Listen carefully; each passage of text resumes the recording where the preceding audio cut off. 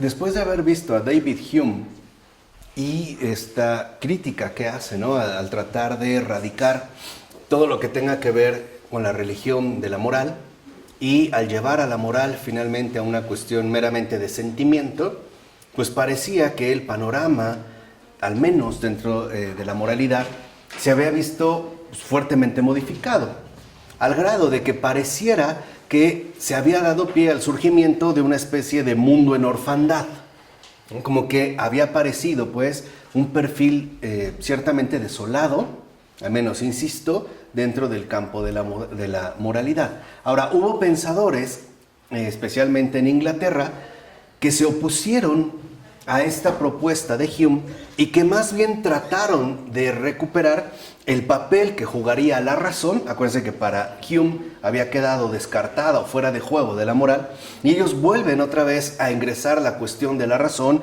en la moral. De hecho, lo que vamos a tratar de entender es qué es lo que está en juego en las controversias, ¿no?, posteriores a Hume en torno a el papel que juega o debería de jugar la razón.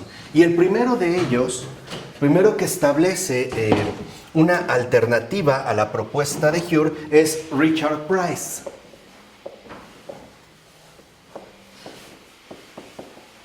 Aparece Richard Price, cuya vida transcurre de 1723 al año 1791. O sea, atravesaría por lo menos 3/4 partes del siglo XVIII. Y Price busca entonces dar una respuesta a lo que Hume ha elaborado y publica en 1758 su obra principal, que es Estudio sobre las principales cuestiones y dificultades en la moral. Ahora, lo primero que establece Price es la necesidad de que haya verdades necesarias. O sea, hablando de la moral, para Price es fundamental que haya verdades necesarias. Que existan verdades necesarias sobre las cuales nosotros adquiramos garantías tanto sobre nosotros mismos como sobre Dios. De tal manera que estas verdades necesarias establezcan principios comunes.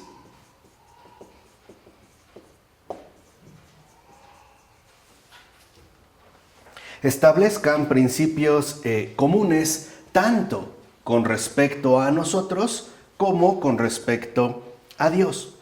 Al grado de que Price está convencido de que sin estos principios comunes no podríamos amar a Dios y además no podríamos tratar de vivir amistosamente con Él. Así que lo que a él le interesa en este caso es mostrar que hay un ámbito mayor al que podrían establecer, por ejemplo, los sentimientos individuales. Y por eso apelará a un campo, digamos, de mucho mayor alcance, en principio identificado con estas verdades necesarias. Ahora, para ello, Price pues, va a desarrollar una versión del cristianismo. Y a partir de ahí, también para Price se buscará acrecentar lo más posible la libertad. Aparte, un crecimiento de la libertad en una medida mucho mayor intensiva y que por otra parte sea capaz de abarcar a todo el mundo. Ahora, lo que sostiene Price es que la razón, a diferencia de lo que se podría considerar, sobre todo acuérdense, ¿no?, bajo la sombra de Hume, es que no es un poder pasivo, sino que es un poder activo. Y aquí está, digamos, uno de sus rasgos importantes. Estos principios comunes remiten a un poder activo, que sería la razón. Entonces, la razón es un poder activo que, en último término, nos permite ser agentes auténticos. Es decir, la razón a nosotros nos aportaría una verdadera autenticidad.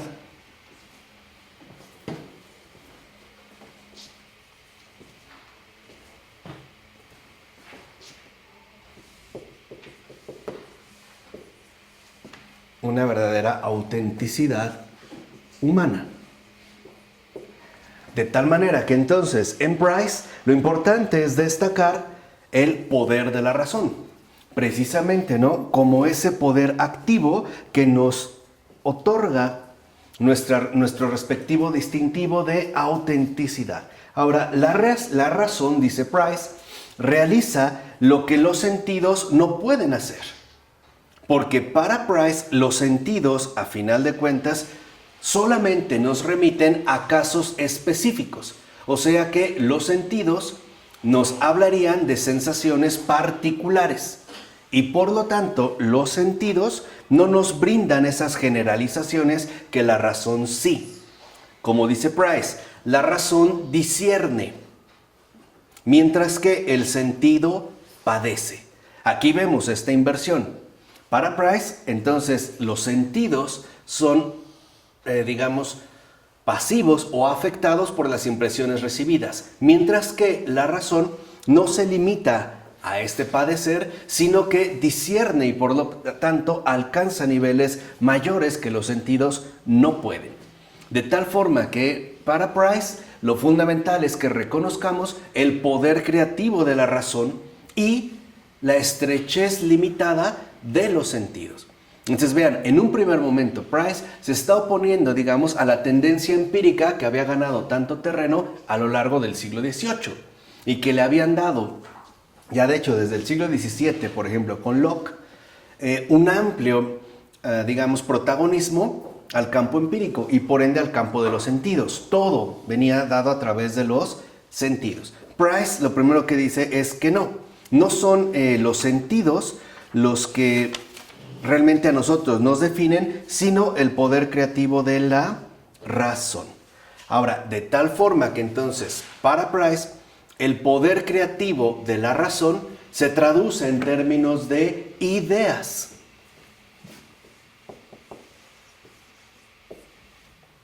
Nuestra razón elabora ideas. Y dentro de estas ideas se encuentran ubicadas asimismo las ideas de carácter moral. Quiere decir que entonces, para Price, las ideas es lo que nos aportan, en efecto, los criterios fundamentales de verdades necesarias, aún en el término de la moral.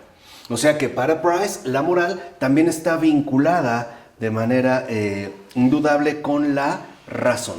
De hecho, dirá Price que al parecer el bien y el mal denotan lo que son las acciones. Esta es como, una de sus afirmaciones más claras. Dice, de tal manera que ninguna voluntad puede hacer que algo sea bueno y obligatorio si no lo era así precedentemente y desde toda la eternidad. O sea que para Price, estas ideas que elabora la razón es la que nos puede poner al descubierto esos principios comunes que una voluntad no genera. O sea, en pocas palabras, cuando ocurre una acción que nosotros llamamos buena o mala, no es porque nuestra voluntad la hizo así, sino porque esa acción era así, de esa manera. Y nosotros lo único que hicimos fue apegarnos, en este caso, a tal curso de acción. Y esto es muy importante para Price porque considera que es la única manera que tenemos para garantizar que Dios, a su vez, tiene una naturaleza recta y moral. O sea que nosotros, en pocas palabras, no definimos ni lo que es bueno ni lo que es malo, sino que esto ya existe de una manera precedente. Nosotros no somos, pues, los que creamos ni el bien ni el mal. Ahora, Price va a hacer hincapié en que las verdades morales tendrán que ser verdades necesarias, porque eso es lo que nos va a conducir a poder captar los principios de Dios. Además, considera Price que nosotros debemos conocer, aunque sea algo, acerca de la eternidad. Y ese conocimiento acerca de la eternidad no nos es ofrecido por la realidad empírica. O sea, de acuerdo con Price, la eternidad también tendría que estar, vinculada a la razón. O sea, que solo serán verdades racionales las que nos muestren, en este caso, la naturaleza de Dios. Por ello vemos cómo Price se opone tanto a un voluntarismo, que también había sido una alternativa bastante marcada, como a un sentimentalismo, que para Price no darían el ancho pues para las exigencias que se le plantearían a la razón. Ahora, el punto importante en Price es que esta autenticidad proviene de que las ideas aparecen o surgen a partir de nuestra intuición de la verdad. Y esa es como la palabra clave. O sea, esta autenticidad humana proviene de la intuición que tenemos de la verdad.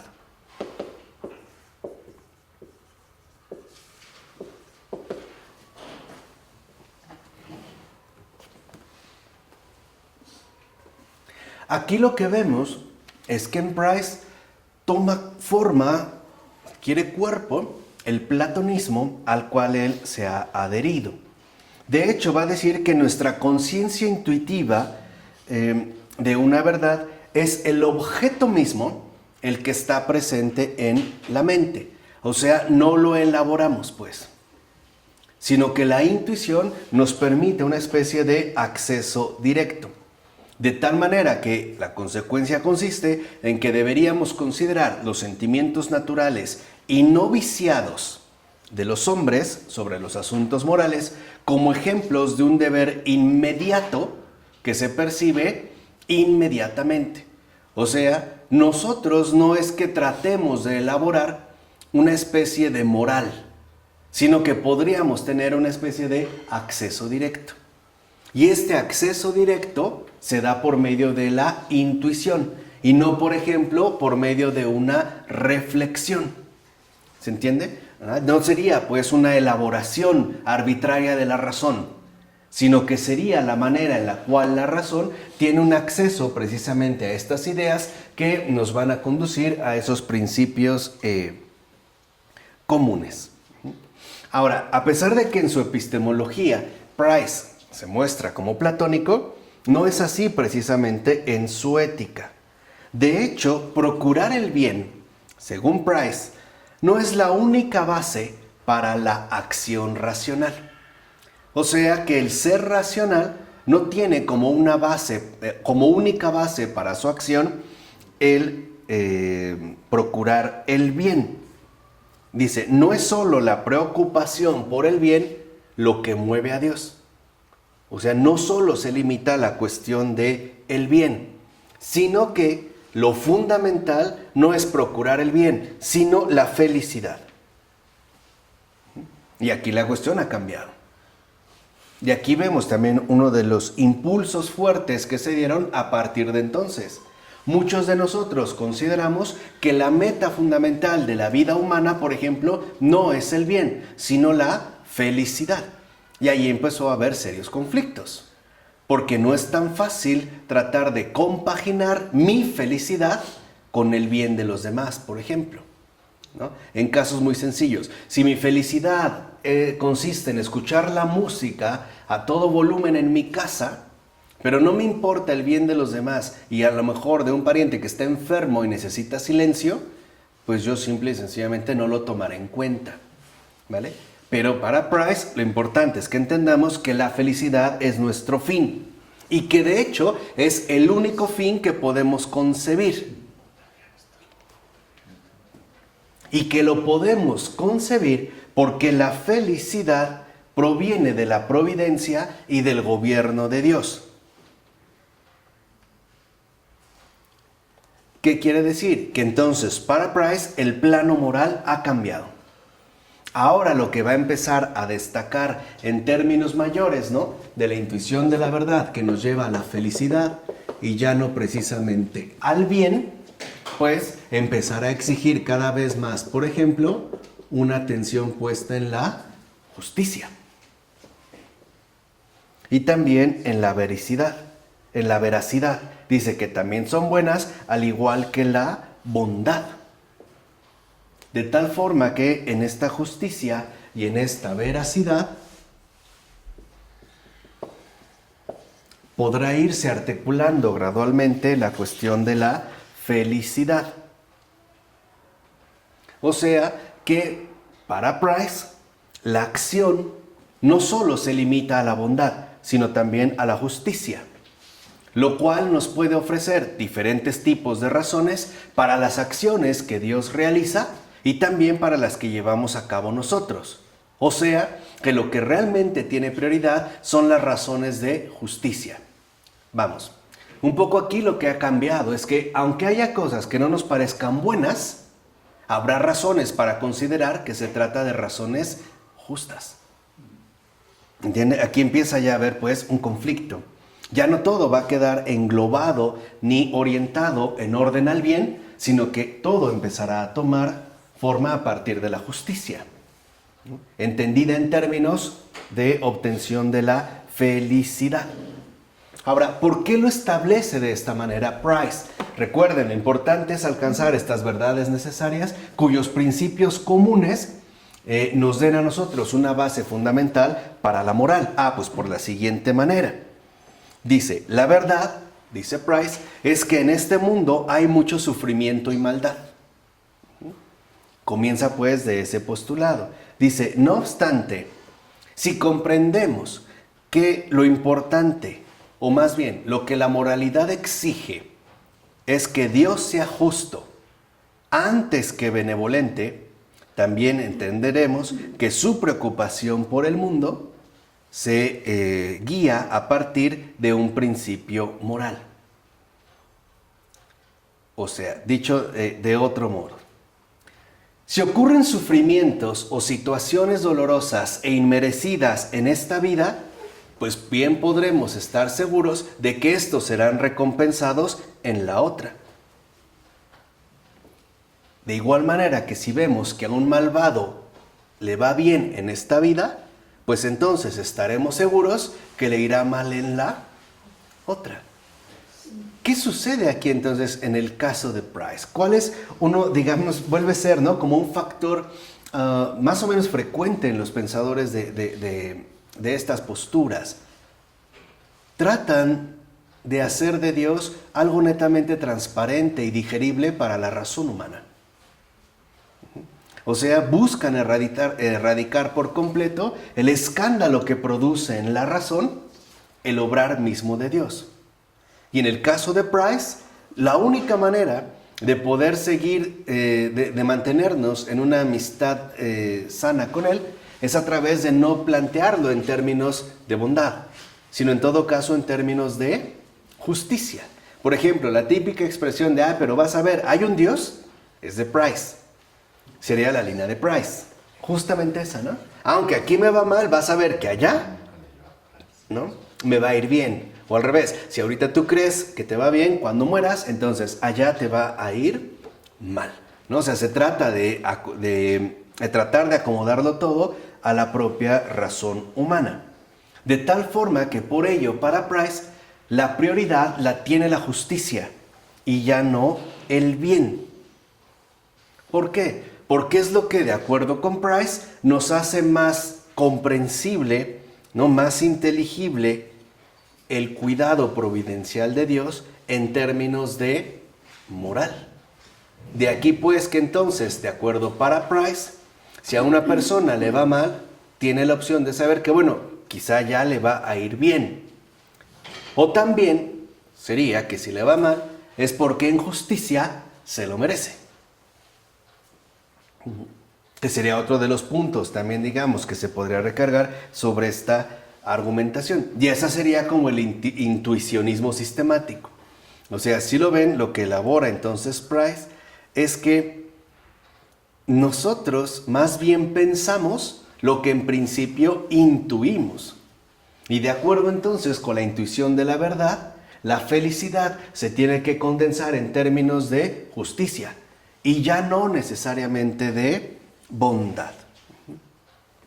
De ahí pues entonces que, de acuerdo con Price, ¿qué es lo que según él nosotros humanamente intuimos? Bueno, pues los principios del deber hacia Dios, hacia uno mismo y hacia el prójimo. De acuerdo con Price, esas son nuestras intuiciones fundamentales. O sea, un principio intuitivo de nuestro deber hacia los demás, el de la benevolencia, lo único que nos dice es bueno fomentar y procurar la dicha pública. Eso es bueno. Fomentar y procurar la dicha pública. Otro es bueno adorar y obedecer a Dios. Es bueno fomentar nuestro propio bien y también ser fiel y agradecido. Lo mismo que caritativo. Que de acuerdo con Price, no son otras cosas más que diferentes manifestaciones de una única ley que lo rige absolutamente todo. Ahora, el problema que tiene Price es cómo podemos abordar situaciones que en efecto remiten a casos enteramente concretos. ¿Se acuerdan un poco lo que habíamos mencionado en su momento acerca de Job? ¿No? Bajo este esquema arcaico de las obras y las consecuencias. Ahí es cuando la razón tropieza. Vamos, en síntesis, ¿por qué pareciera que a los buenos les va mal y a los malos les va bien? Si lo seguimos viendo otra vez bajo ese esquema arcaico. Entonces, lo importante, de acuerdo con Price, no es atender a la exactitud de los actos, sobre todo en términos de situaciones específicas, sino tratar de asumirlo más bien en términos de cuestiones genéricas. O sea, no hay que poner atención al detalle, sino que tendríamos que conformarnos con la generalización que, de acuerdo con Price, nos ofrece la intuición. Ahora, ¿cuáles serían entonces los motivos del agente virtuoso? De acuerdo con Price, el primero y más importante es la posesión de libertad. ¿Y qué es la libertad? La libertad es el poder de actuar y determinarse uno mismo. O sea, aquí cambia la cosa. Para Price, las acciones de la gente deben carecer de causa externa. O sea, es el agente la causa real de todas las acciones. ¿Qué quiere decir? Que entonces, para Price, esta justicia también se va a definir en términos de libertad. Y en pocas palabras, esta libertad es igual a volición. El poder que tenemos para determinarnos y actuar. O sea que para ser verdaderamente libres, de acuerdo con Price, no podemos apelar a una causa ajena, sino que tendría, que remitirme a mi propia volición. O sea, lo que Price está planteando es que ser libre significa hacer lo que uno quiere, o sea, de acuerdo a su propia voluntad. Y este es un error muy, muy grave, porque me parece que si uno no lo entiende bien, hemos llegado incluso a la ridícula situación de tener que confundir libertad con estupidez. Por ejemplo, si yo ahorita me empiezo a arrancar una pierna con un serrucho y me preguntan qué haces, y yo te digo, no te importa, soy libre. Yo creo que ninguno de ustedes, realmente quedaría maravillado de mi manifestación de ser un hombre libre. Lo más probable es que me consideren estúpido o idiota. E incluso quizá me amarren a la fuerza y me lleven a un manicomio o a un hospital. Pero no dirían que soy libre. Entonces, aquí es lo que hay que entender. O sea, la libertad no necesariamente remite a mi propia volición. Porque el hecho de que yo lo haga porque quiera, no significa que lo hago porque soy libre. Sino quizá porque estoy demasiado limitado a mí mismo. No sé si eso se entiende. Pero para Price es muy importante, que el agente, la agencia, el ser humano, se manifieste como una libre elección y un dominio absoluto sobre las propias resoluciones. Sin ello, va a decir Price, entonces no hay cabida para la moralidad. O sea que tendríamos que atribuir, la moralidad de los actos a lo que nosotros en efecto realizamos. Ahora, no solo se va a requerir, dice Price, libertad, sino también inteligencia, que de acuerdo con él sería el segundo requisito para la moral. Ahora dice que el movimiento propio, la actividad, o sea, la abolición, puede existir sin inteligencia. Dice, pero la inteligencia, no puede existir sin libertad. De tal manera que la libertad y la razón es lo que hacen de un agente capaz de virtud. Entonces, de acuerdo con Price, la libertad y la abolición más razón es lo que nos van a dar como resultado la virtud. Ahí aparecería, pues, lo que sería un hombre virtuoso. Entonces, de acuerdo con Price, solo la motivación que tendríamos de creer que un acto es correcto o bueno moralmente, o sea, solo la intención de hacer el acto como algo que exige la moralidad, constituiría la virtud de la gente. O sea, no solo basta que soy libre porque lo hago, sino incluso porque tomo como referencia de inteligencia mi propio criterio. Y ahí también nosotros deberíamos de tener bastante cuidado, porque hay muchas cosas que nosotros podemos considerar que son buenas, pero lo hacemos siguiendo nuestro propio criterio racional, o sea, nuestra propia lógica, ¿vale? Por ejemplo, hoy ya vemos a lo mejor muchos padres de familia que consideramos que es bueno o lo mejor para los hijos darles todo, pero que estamos entendiendo todo. Es curioso, ¿no? Muchos les damos todo menos a nosotros mismos, porque para darles todo, por ejemplo, en términos materiales, pues tenemos que trabajar mucho, ¿no? Y eso involucra nuestras ausencias. Es curioso, los hijos lo tienen todo, menos a sus padres. Y no nos podemos justificar diciendo que, bueno, es que yo quise darte lo mejor o lo hice por tu bien. No es cierto.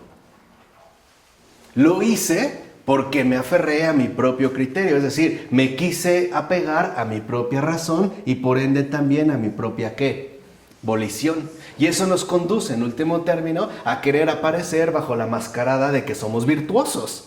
Ahora resulta que los padres no se equivocaron, son los hijos los que son unos malagradecidos, porque no valoran todo lo que sus padres han hecho por ellos.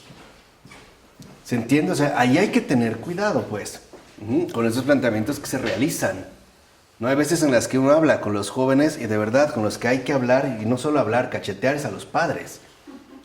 A los dos, no tanto a ellos. Ahora, de acuerdo con esto, entonces para Price, la libertad se va a jugar como un atributo de todo o nada. O sea, no se puede tener como en grados variables, sino que tendríamos pues que decidirnos por resolverlo todo apelando a nuestra volición y a nuestra inteligencia, según Price, o tendríamos que renunciar por completo al uso de la inteligencia y también de nuestra volición. Y entonces aparecer no como personas de virtud, sino más bien como personas precisamente carentes de virtud. Ahora, Price necesita tener como un elemento para darle peso a su postura. Y para ello, lo que hace Price es hablar de la conciencia. Y define a la conciencia como la voz de Dios en el interior de nosotros. Ahora, esto en principio suena bien. Y yo sé que hay muchos que decimos que basta con apegarse a la conciencia, ¿no? O que la conciencia finalmente es como incorrupta, ¿no? O sea, como que es esa voz de Dios en nosotros. Pero a ver, ¿qué sucede con las personas, por ejemplo, un sicario, que en conciencia realiza su cometido? Por ejemplo, que es fiel a su conciencia, que le indica que no hay que defraudar a los demás. Entonces, si a mí me pagaron 10,000 pesos por matar a otra persona, pues mi conciencia dice, haz tu trabajo. Es más, no solo lo hice muy bien. Por ejemplo, ya no tuve que gastar 8 balas. Con una fue suficiente. Economicé. ¿O qué pasaba en los campos de concentración soviéticos y alemanes? Eso es lo que muchos también se basaban, ¿no? En conciencia. Pues yo obré en conciencia. Y olvidamos que también nuestra conciencia puede estar torcida, ¿no? Muchos jóvenes nazis estaban en conciencia y seguían la conciencia de que estaban en lo correcto, incluso eliminando seres que no eran ni siquiera humanos. Ya sabemos, ¿no? El efecto nefasto de la deshumanización propagandística que hoy se realiza a través, por ejemplo, de los terroristas, ¿no? No son humanos, son eso, terroristas. Son una especie de plagas que han puesto en peligro nuestra feliz vida. Y por lo tanto hay que exterminarlos. Hay una deshumanización. Bueno, o sea, en pocas palabras, no podemos reducir la conciencia a algo netamente infalible. ¿Por qué? Porque es la manera de justificar la propia postura asumida. Ahora, lo que dice es, claro, la conciencia es la voz de Dios en nosotros, pero se necesita libertad para ser obedecida. O sea, Dios nos habla, pero no basta con eso. Basta con que seamos lo suficientemente libres para poder actuar. Así que entonces basta con que cada uno de nosotros se centre en su conciencia. Ahora dice, vean, ¿no? A menudo puede que ignoremos las consecuencias de hacerlo así, o sea, de seguir la conciencia. Pero podemos estar seguros de que si lo hacemos de esta manera, es decir, si solo nos limitamos a seguir la conciencia, todo resultará como es debido, porque Dios está presente para supervisarlo todo. O sea que ahora entonces Dios es la garantía de que todo se resuelva como nosotros precisamente lo estamos decidiendo. Además, debemos tener, ¿no? Una certeza firme en una vida después de la muerte, por dos simples razones.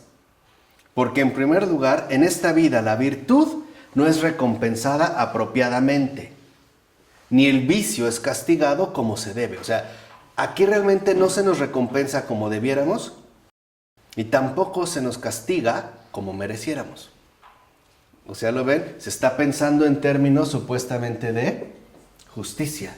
Por eso ya no hay cabida, por ejemplo, hablar de la salvación de todos, pero sí de la recompensa y los castigos que cada uno de nosotros deberá recibir. Ni la maldad es en esta vida castigada como debiera, ni la virtud premiada.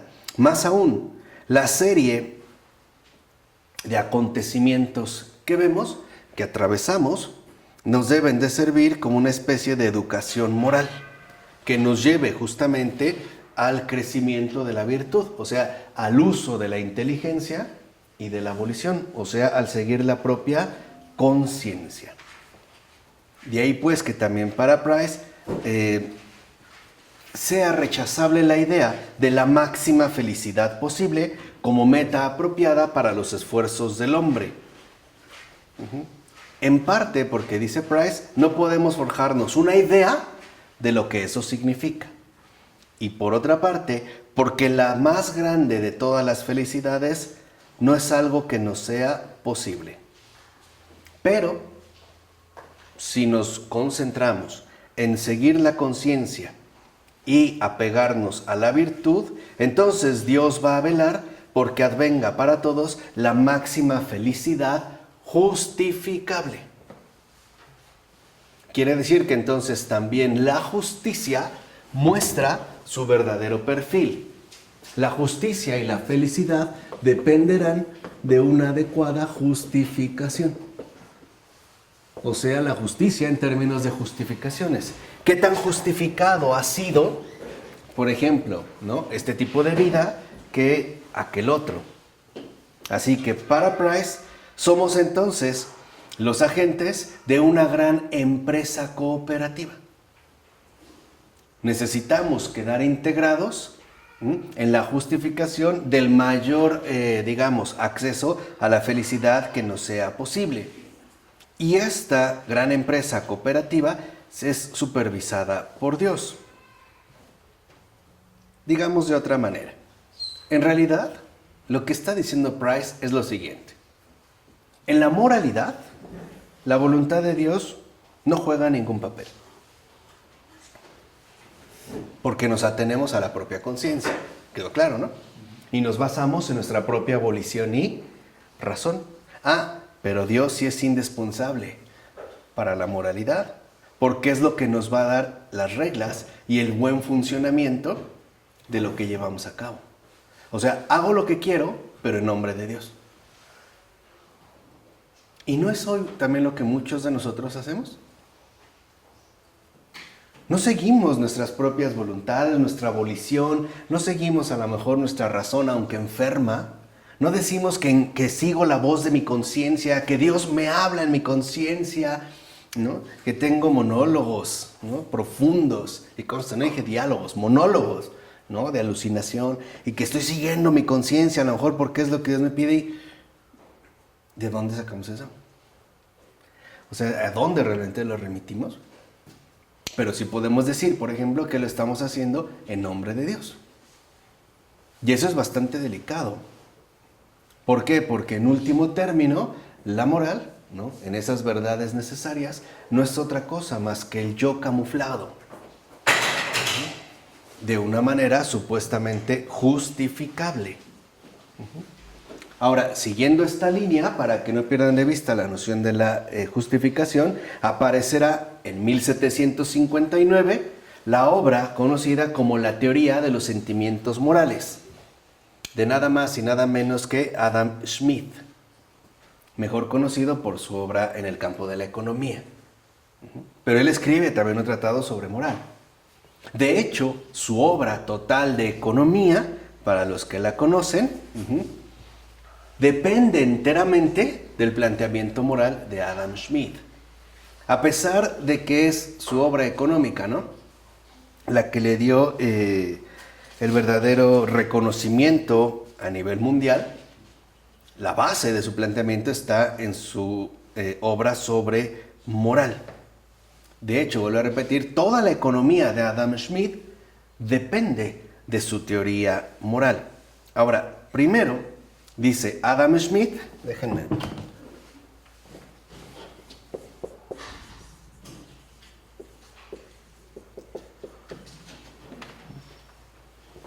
Lo primero que dice Adam Smith es que sobre los principios de la moral habría que contestar dos preguntas.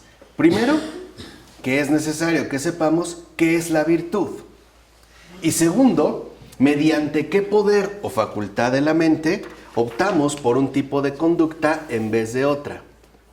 Y que a una la llamamos buena y a la otra mala. Entonces, para Smith, a diferencia de Price, lo que nos lleva a distinguir lo bueno de lo malo ya no es el poder de la mente, sino el poder del sentimiento. Vuelve a darle, ¿no?, un papel primordial al sentimiento. Y aunque la razón en el caso del planteamiento de Adam Smith juega un papel, este ya no es tan relevante, sino que se transforma en algo secundario. Ya veremos adelante por qué. Y Smith comienza diciendo que todos llegamos a tener sentimientos de aprobación o desaprobación que son dirigidos en un primer caso a los deseos y sentimientos de los demás. O sea, aprobar y desaprobar es algo común a toda la gente normal. De ahí pues que entonces el razonamiento no sea como la base más pertinente para que nos pueda explicar los sentimientos de aprobación o bien los sentimientos de desaprobación. Ahora, Smith está seguro que conviene considerar las normas como leyes o mandatos de Dios. Porque si faltan los sentimientos morales, podremos servirnos de las normas para poder encauzar, en este caso, nuestra conducta. Ahora, dice Smith, la aprobación nace de nuestra capacidad de base para la compasión. O sea, es el poder que nos permite sentir dentro de nosotros una contrapartida de lo que la otra persona está sintiendo. O sea, al tomar conciencia de tus sentimientos, puedo ponerme en tu lugar y sentir como tú. Y también puedo observar cómo me sentiría yo mismo si estuviera en tu lugar, ¿no? O sea, es el típico, a ver, ponte en mis zapatos. Y vuelvo a mencionar, en teoría suena bastante bien, pero en realidad hay algo que no funciona. y es la anulación del tú. O sea, si solamente se trata de a partir de lo que yo puedo tener sintiéndome como tú, lo que hago es hacer a un lado a la otra persona. Todo va a quedar remitido a mi propia postura. O sea, en este caso, no a mi propio sentir. De hecho, dice Smith, cuando noto que sentiría lo que tú y con la misma fuerza, entonces siento una nueva emoción. Y esta nueva emoción que noto, ¿no?, del hecho de notar la correspondencia entre tus sentimientos y lo que yo sentiría, es lo que se llama aprobación.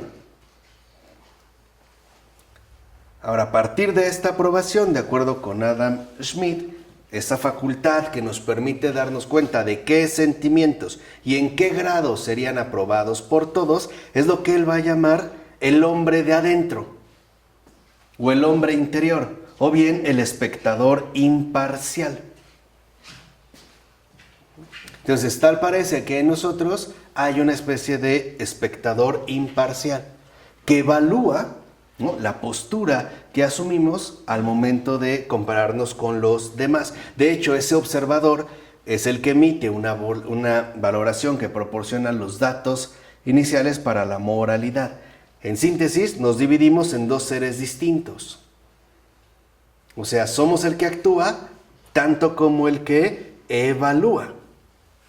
Ahora, como personas, tenemos sentimientos que nos conducen a la acción. En cambio, el hombre de adentro, como él lo llama, o el observador imparcial, es el que nos muestra si otros podrán simpatizar o no con esos sentimientos para que actuemos conforme a ello.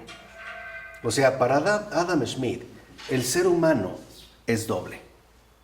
Por un lado está el que se mueve en base a los sentimientos, pero por otro está el que calcula en base a los beneficios. O sea, si lo que voy a hacer realmente me logrará poner en contacto con los demás o no.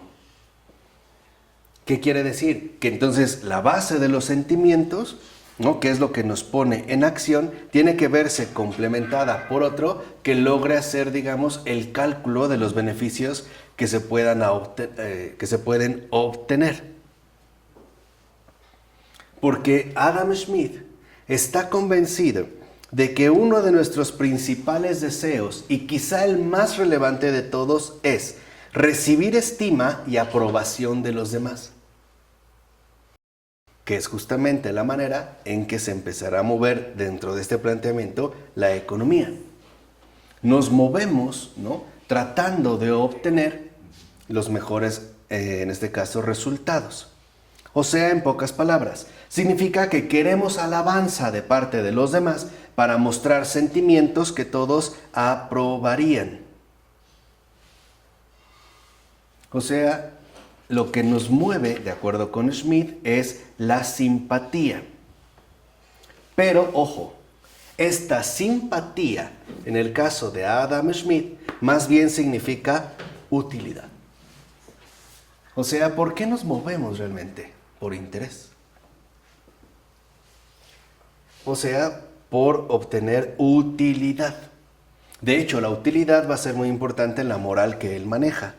O sea, por ejemplo, va a decir Smith que la simpatía hace el trabajo de la utilidad. O sea, tratamos de ser simpáticos unos con otros para garantizar el mayor margen de utilidad que posible.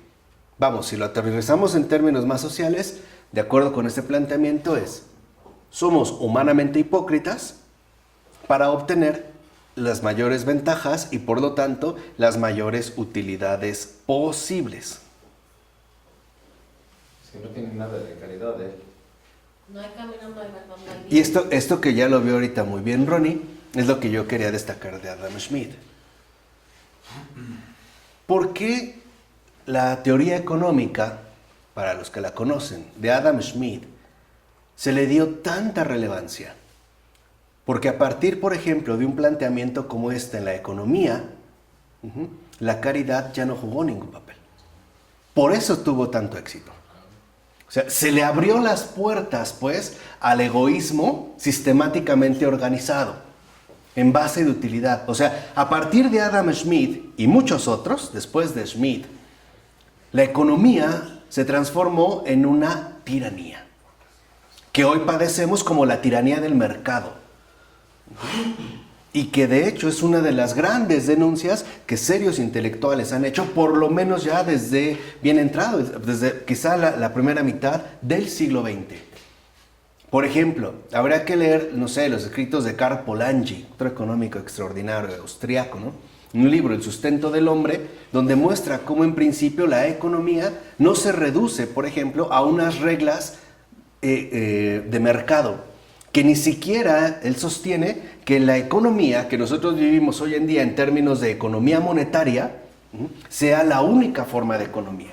De hecho, él escribe El sustento del hombre mostrando que en principio la economía o economía, que viene del griego, se refiere a la administración esencial del hogar. O sea, la economía tiene que ver con algo doméstico, no con algo mercantil, y mucho menos con algo monetario.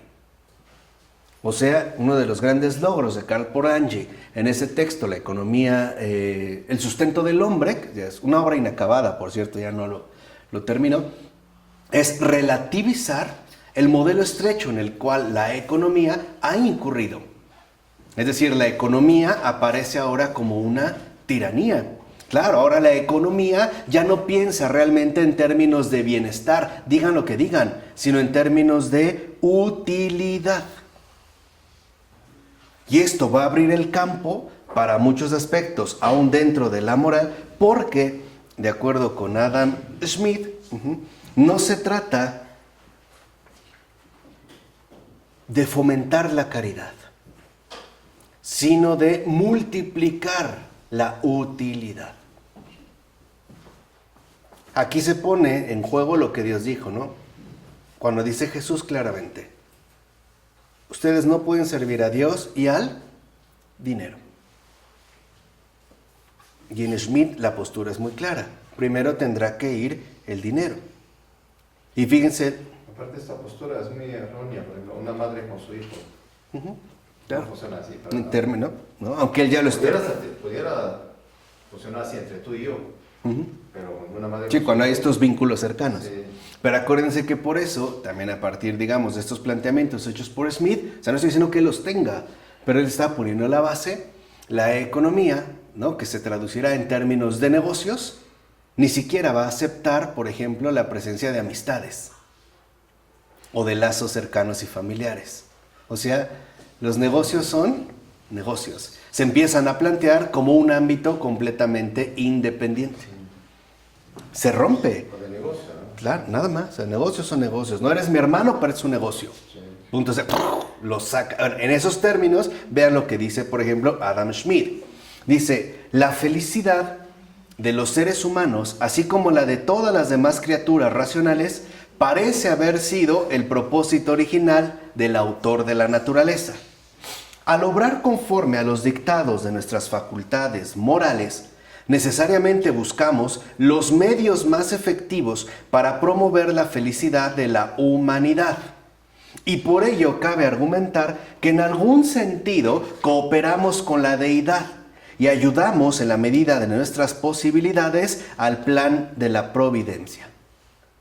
¿Qué dijo entonces Adam Smith? Pues que ahora la economía es la gran colaboradora de Dios. Y eso es lo que no se han cansado de repetirnos día tras día desde el siglo XVIII hasta la fecha. Por eso se habla en términos de crecimiento económico, ¿no? O sea, son ahora los grandes cooperadores de la providencia, ¿no? Son los grandes, digamos, secretarios de la deidad. Ahora incluso dice, vean Smith, dice, pero no se trata de sabiduría humana, sino de Dios, el gran superintendente del universo. Él es el responsable. O sea que esto es justamente, ¿no?, lo que Dios postula. De hecho, esto que acabamos de mencionar en términos de deidad y de providencia, Smith lo expone como el éxito de las empresas. O sea, ahora todo se verá precisamente bajo la figura de la empresa. Y el gerente que guía, ¿no?, el éxito de esta gran empresa, pues es Dios. Porque su propósito es la felicidad de todos los seres racionales. Y el hombre de adentro, ¿se acuerdan que dijimos, no? El observador imparcial es el vicegerente sobre la tierra. Entonces Dios supervisa, Él es el gerente, pero aquí en la tierra, nuestro observador imparcial es el que supervisa. Así que si cumplimos con los requisitos de la moralidad, obtendremos la felicidad. Pero claro, para aquellos que lo merecen. Ahora vean este punto tan importante, cómo se ve la ausencia de caridad. De este planteamiento de Schmidt, viene la convicción de que el que es pobre porque quiere. O sea, es pobre porque merece ser pobre. Porque no ha sido lo suficientemente racional ni aplicado a las leyes de la simpatía, o sea, de la conveniencia económica, como para poder haber alcanzado verdaderamente un estatus de beneficio. O sea, en pocas palabras, el jodido es jodido, está jodido porque quiere. Porque no ha querido entrarle a las reglas del juego. Porque no ha querido, pues, entrar a formar parte del sistema. O sea, por eso hay que ver todas las implicaciones a lo que esto conduce. ¿Y este sí cree en Dios? ¿Sí? Sí. Pues él está convencido de que es Dios lo que quiere, lo que está promoviendo, ¿no? Es más, lo que les decía, incluso dice Adam Smith, ¿no? Lo que garantiza esta unión entre moralidad y felicidad radica en la construcción providencial que hizo Dios de nuestros poderes morales y en el hecho de que es Él el que supervisa nuestra vida. O sea, el autocontrol. Aquí entra otro rasgo central. Adam Smith, no por ello será casual que sienta una verdadera admiración por la gran virtud del autocontrol. O sea, la capacidad que tendremos de alcanzar un dominio total sobre nuestros propios sentimientos.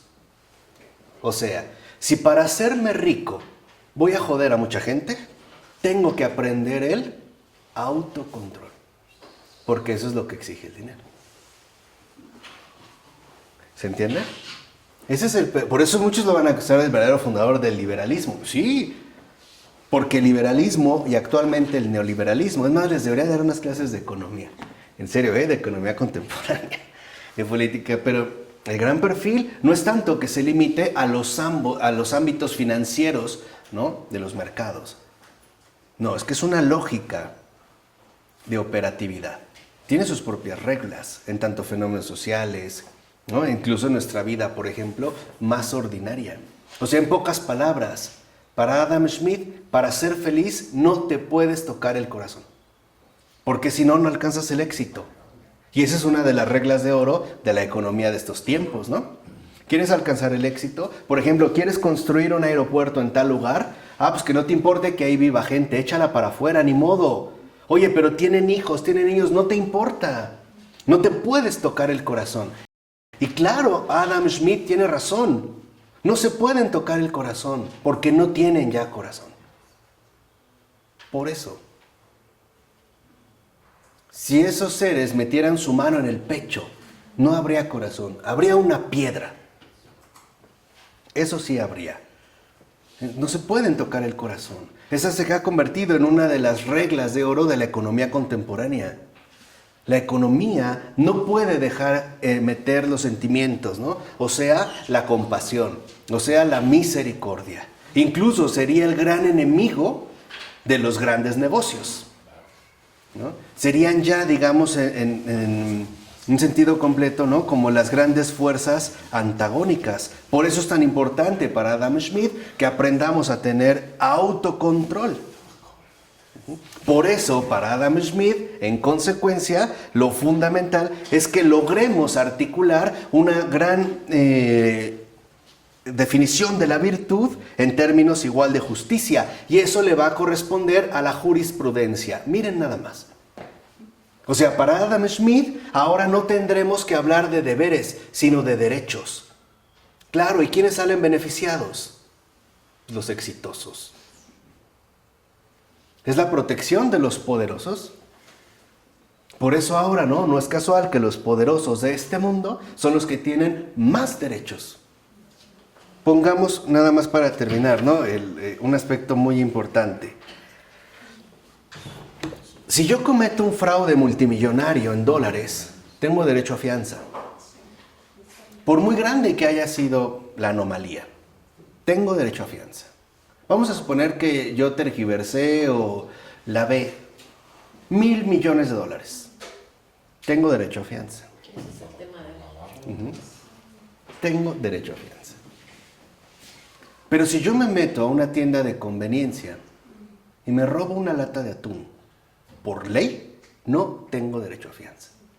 No puedo salir libre. De hecho, la condena es de 2 a 5 años. Ahí están los derechos de Adam Smith.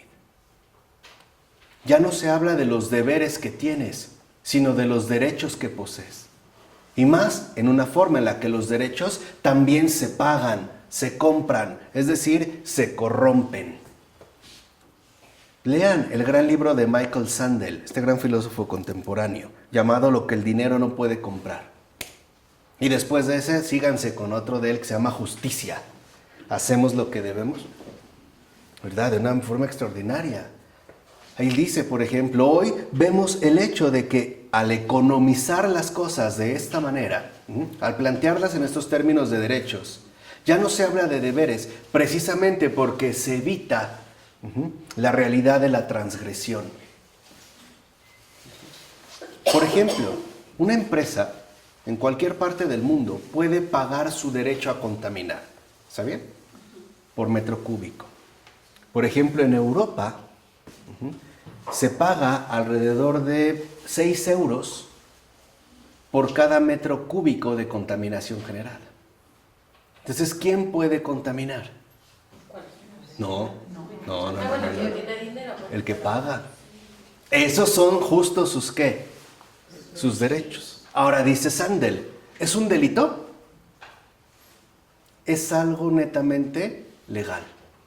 No es un delito, no, pero sí es una corrupción moral. Por ejemplo, una persona con mucho trabajo pudo comprar el ticket para ir a ver en concierto a su grupo o banda favorita. Y otra persona la compra con facilidad y no solo eso, para poder ingresar sin problemas, le paga a otra persona para que haga cola, para que haga fila. Y le paga por hora. ¿Es un delito? No, está pagando. Pero sí es una corrupción. Porque precisamente eso nos exime, una corrupción moral, porque nos exime de los deberes. ¿Qué quiere decir? Que aquí entonces se solapa los derechos con la legalización del crimen. Es decir, se le da legalidad a la criminalidad. No es un crimen. Por ejemplo, ¿sabían que ya prácticamente se extinguió uno de mis animales favoritos, que es el rinoceronte blanco?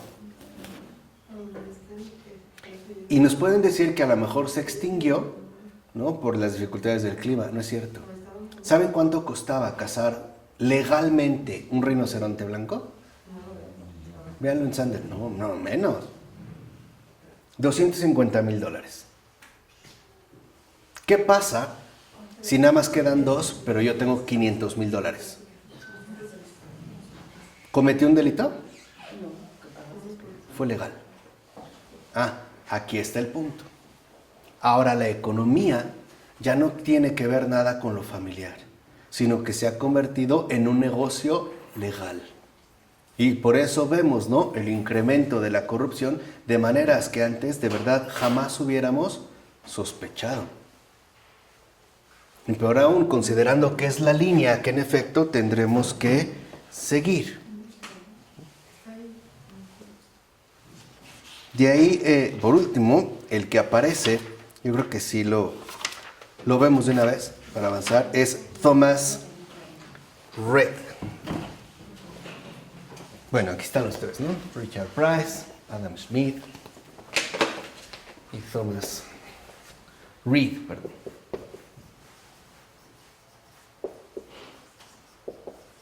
Thomas Reid, a su vez amigo de Adam Smith.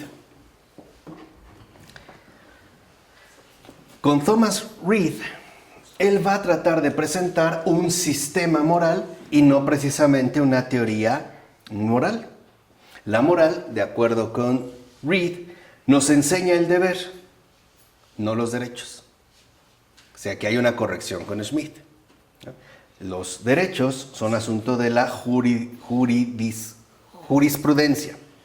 Pero, dice Reid, los derechos presuponen deberes y esos vienen antes.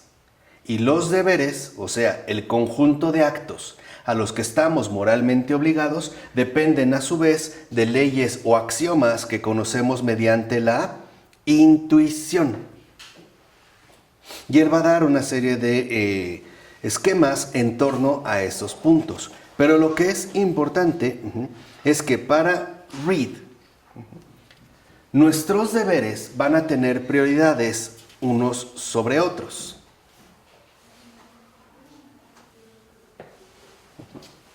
Y estos, digamos, como estas prioridades, ante todo, van a depender de los deseos del interés personal. Quiere decir que ahora también en el centro se coloca el autobeneficio, ¿no? Los deseos del interés personal. Por ejemplo, da un caso Reid y dice: es obvio que debemos liquidar nuestras deudas antes de dar regalos. Es decir, visto en términos del interés personal. Y son estos deseos los que se deben transmitir, o mejor dicho, traducir en términos de poderes activos. Ahora, lo que le importa a Thomas Reid es el hecho de que en el momento en el que él hace su exposición, ya se había concebido un universo, ¿no?, que la ciencia moderna había mostrado como enteramente mecánico, o sea, el universo newtoniano, donde cada cosa está ya plenamente regida por leyes férreas. Y por lo tanto pareciera que todos los que formamos parte de este universo perdemos algún tipo de actividad, pues todos estaríamos, a final de cuentas, ¿no?, como engranados dentro de este gran mecanismo. Lo que le interesa a Reid es mostrar que sí hay actividad, en este caso una actividad por parte del hombre. Y es esa actividad la que se puede ver enunciada a través de las acciones humanas. Por eso, lo mismo que Smith, lo que importa es el acto de voluntad. Ahora, para Reid, querer algo es determinarnos a hacerlo.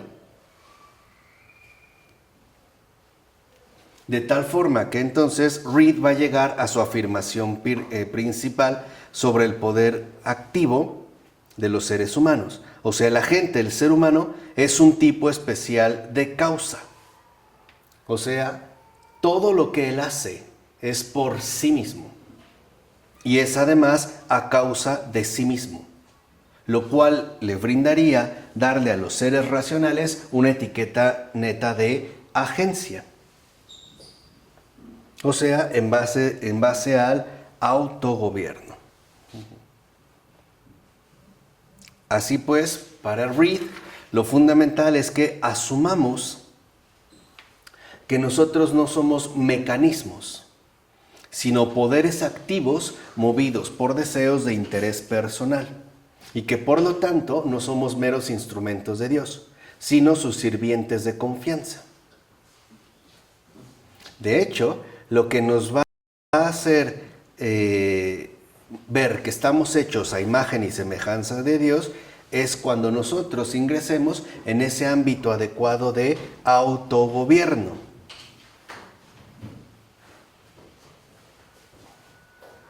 Como individuos antegobernados, entonces nosotros podremos seguir las instrucciones morales que Dios nos da.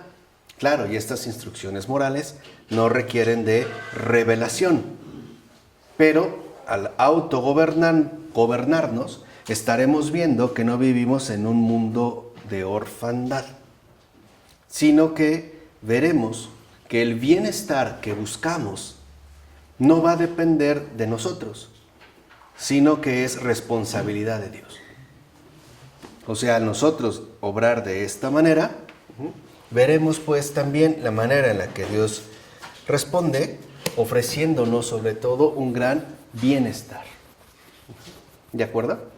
Veremos, digamos, esta otra respuesta que se da dentro de estas variantes. Pero como pudieron ver, lo que empieza a emerger no es otra cosa más que el egoísmo en sentido moderno. Y que después los que veremos a continuación se lo van a tomar muy en serio, especialmente los franceses. A partir de aquí surgirá ese ego moderno que todo lo fabrica a partir de sí mismo y de su propio cálculo de interés y de beneficio, o sea, pensando en su propia utilidad y por lo tanto desvaneciendo todo aquello que le rodea y que incluso le configura como tal, como lo que es. Pero bueno, eso ya será para la siguiente ocasión, ¿de acuerdo? En nombre del Padre, del Hijo y del Espíritu Santo.